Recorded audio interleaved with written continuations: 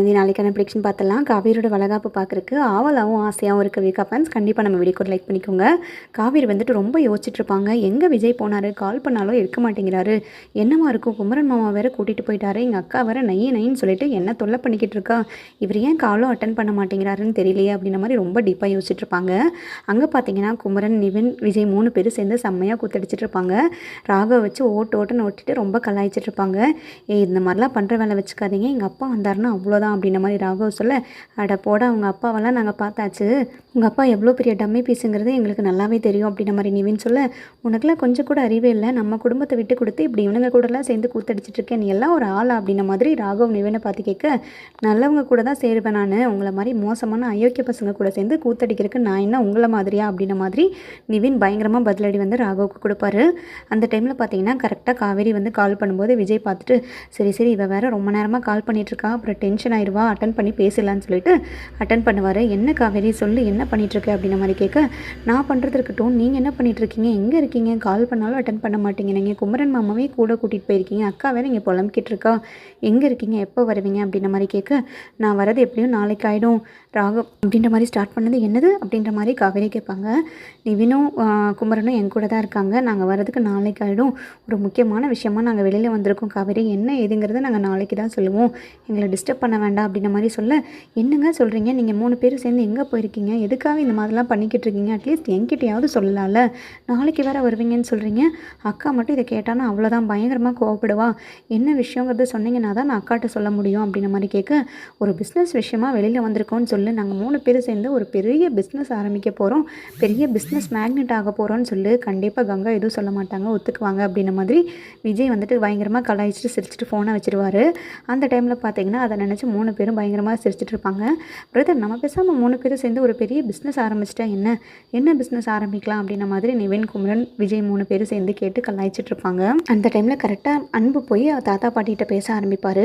உங்கள் பேரனும் விஜயோட பொண்டாட்டி என்ன பண்ணிகிட்ருக்காங்கன்னு தெரியுமா, இப்போ தான் பசுபதி எனக்கு கால் பண்ணார், ஏதோ பசுபதி குடும்பத்துக்கும் அவங்க காவேரி குடும்பத்துக்கும் ஏற்கனவே பிரச்சனை நடந்துட்டு தான் இருக்குது, பசுபதி வந்து அந்த காவேரி குடும்பத்தை பழி வாங்குறதுக்கு ஒத்த காலில் நிற்கிறான்னு எல்லாருக்குமே தெரியும், ஏதோ வந்துட்டு காவேரியோட அப்பா வந்து இவர்கிட்ட கடன் வாங்கியிருப்பார் போல இருக்குது, அதை அடைக்காமல் அவர் பாட்டுக்கு தைரியமாக வந்துட்டு சுற்றிட்டு இருந்திருக்காரு. ஸோ காவேரியோட வீட்டு பத்திரத்தை வந்துட்டு பசுபதி வச்சுக்கிட்டு 10 லட்சம் பணம் கொடுத்தா தான் வந்துட்டு வீட்டு பத்திரத்தை திருப்பி கொடுப்பேன்னு சொல்லிட்டு ஏதோ பிரச்சனை பண்ணிகிட்ருக்காரு. இதெல்லாம் தெரியாமல் உங்கள் பேரன் வந்துட்டு உள்ளே போயிட்டு பசுபதியோட பையனை வந்து கடத்தி தனியாக வச்சுட்டு பத்திரத்தை கொடுத்தா தான் உங்கள் பையனை வந்துட்டு நான் ரிலீஸ் பண்ணுவேன்னு சொல்லிட்டு இந்த மாதிரி தேவையில்லாமல் பண்ணிக்கிட்டு இருக்காரு. நம்ம எல்லாரும் பயந்த மாதிரி தான் நடக்குது.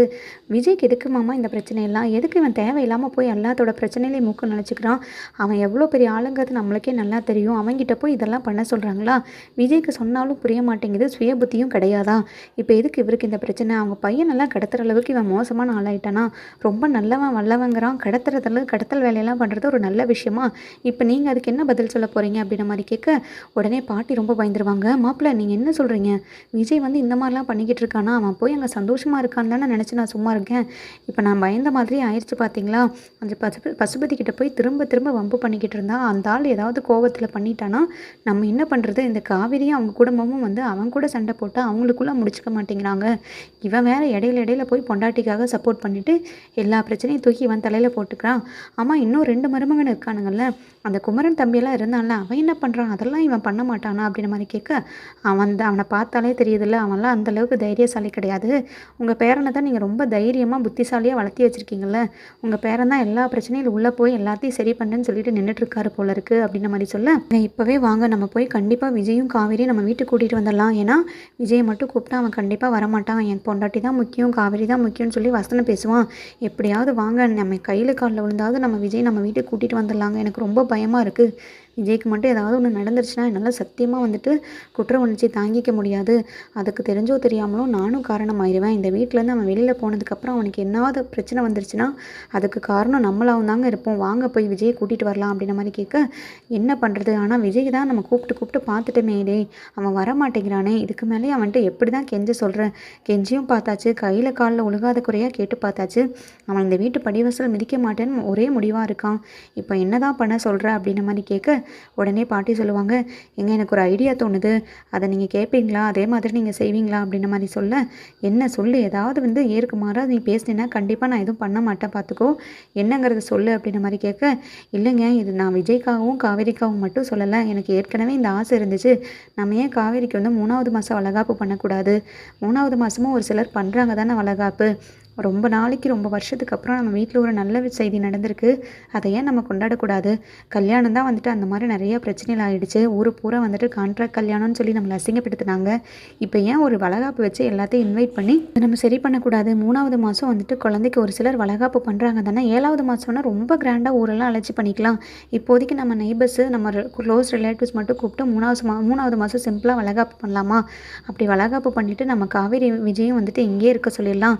அப்படி பண்ணாதாங்க அவங்க கண்டிப்பாக ஒத்துக்குவாங்க" அப்படின்ற மாதிரி சொல்ல, "இதுவும் நல்ல ஐடியாவாக தான் இருக்குது. சரி வா, நம்ம சாரதா வீட்டில் போய் பேசிட்டு வந்துடலாம். முதல்ல வந்துட்டு சாரதா கிட்டேயும் காவேரி கிட்டேயும் என்ன பதிலுங்கிறத கேட்கலாம், அதுக்கப்புறமா நம்ம எதுனாலும் முடிவு பண்ணலாம்" அப்படின்ற மாதிரி சொல்லிட்டு 2 பேருமே கிளம்பி சாரதா வீட்டுக்கு போவாங்க. உள்ள தாத்தா பாட்டி போனதுமே வந்துட்டு சாரதா வாங்க எல்லான்னு கூப்பிட்டு ரொம்ப வந்துட்டு அன்பாக பேசுவாங்க. "என்ன காவேரி, எப்படி இருக்க? எங்களை விட்டு இங்கேயே இருந்துடலான்னு நீ பிளான் பண்ணிட்டியா? ஏண்டி, நாங்கள் அப்படி என்ன தான் தப்பு பண்ணோம்? பாட்டி மேலே உனக்கு என்ன தான் கோவம்? என் பேர குழந்தைய கூட என் கையால் தூக்கி கொஞ்சம் விட மாட்ட போல இருக்கு, நீ இங்கேயே உங்கள் அம்மா வீட்லேயே இருந்துக்கிற மாதிரி இருக்கியா?" அப்படின்ற மாதிரி கேட்க, உடனே சாரதா சொல்லுவாங்க, "ஏங்க அப்படிலாம் இல்லைங்க, நான் வந்து இவளை இங்கே வச்சுக்கணும், நீங்கள் வந்துட்டு பிறக்க போகிற குழந்தைய கொஞ்சக்கூடாது எடுக்கக்கூடாதுன்ற மாதிரிலாம் நான் யோசிக்கல. காவேரி என்னைக்குனாலும் அவள் உங்கள் வீட்டு புள்ள தாங்க. அவள் வந்து அங்கே சொகுசாகவும் நல்ல சௌரியமாகவும் இருக்கணும்னு தான் நான் ஆசைப்பட்றேன். ஆனால் என்னவோ தெரில, இவங்க சின்னஞ்சிரிச்சுக்குள்ளே என்ன யோசிக்கிறாங்க, என்ன பேசுகிறாங்கன்னு புரியல. இப்படி பேசிகிட்டு இருக்காங்க. பட் எனக்கும் காவேரி அங்கே வந்து இருக்கணும், விஜய் தம்பி 2 பேரும் அங்கே உங்கள் வீட்டில் சந்தோஷமாக இருக்கணும் தாங்க நான் விருப்பப்படுறேன்" அப்படின்ற மாதிரி சாரதா சொல்ல, "சரி, அதுக்கு நான் ஒரே ஒரு வழி சொல்கிறேன், அந்த மாதிரி செய்வீங்களா? விஜய் எங்கே போயிருக்கா, முதல்ல விஜய் வர சொல்லுங்கள்" அப்படின்ற மாதிரி பாட்டி கூப்பிட, "விஜய் வெளியூர் போயிருக்காரு, நாளைக்கு தான் வருவார், ஒரு வேலை விஷயமா வந்துட்டு ஒரு பிஸ்னஸ் விஷயமா பேசுகிறதுக்கு போயிருக்காரு" அப்படின்ற மாதிரி காவேரி சொல்லி சமாளிப்பாங்க. "ஓ, எங்களை விட்டுட்டு இப்போ பிஸ்னஸ் எல்லாம் பண்ண போகிறாரா? ஓகே ஓகே, பரவாயில்ல விடு, ஏதோ நல்லா இருந்தால் சரிதான். அவன் எதுவுமே வந்துட்டு இப்போ யோசிக்காமல் பண்ணிகிட்ருக்கான். சரி, பண்ணட்டும் பண்ணட்டும். எங்கள் பேரனாச்சே, அவன் மேலே நாங்கள் கோவப்படவோ முடியுமா? அவன் எது பண்ணாலும் சகிச்சு போய் தான் ஆகணும், வேறு வழி இல்லை, எங்களுக்கு வயசானவங்க நாங்கள் வேறு" அப்படின்ற மாதிரி பாட்டி சொல்லிவிட்டு, "சரி சாரதா, உங்ககிட்ட ஒரு முக்கியமான விஷயம் பேசணும். எங்கள் குடும்பத்து வழக்கப்படி, எங்கள் ஊர் வழக்கப்படி நாங்கள் எப்போவுமே நம்ம வீட்டில் வந்து ஒருத்தவங்க மாதமானாங்கன்னா 3வது மாதம் வந்து ஒரு சீர் மாதிரி பண்ணுவோம். 3வது மாதம் வளைகாப்புன்னு சொல்லுவாங்க. அது ஊரழைச்சு பெரிய கிராண்டாலாம் பண்ண மாட்டாங்க. பையன் வீட்டில் வந்துட்டு சிம்பிளாக க்ளோஸ் ரிலேட்டிவ்ஸு, பக்கத்து வீட்டுக்காரங்களை மட்டும் கூப்பிட்டு ஒரு சிம்பிளாக சின்னதாக ஒரு சீர் வச்சு 3வது மாதம் வளைகாப்பு பண்ணுவாங்க. அப்போ தான் அந்த குழந்தையோட வளர்ச்சிக்கு ரொம்ப நல்லது, குழந்தை வந்து சந்தோஷமாக வளருங்கிற மாதிரி எங்கள் குடும்பத்தில் ஒரு ஐதீகம்.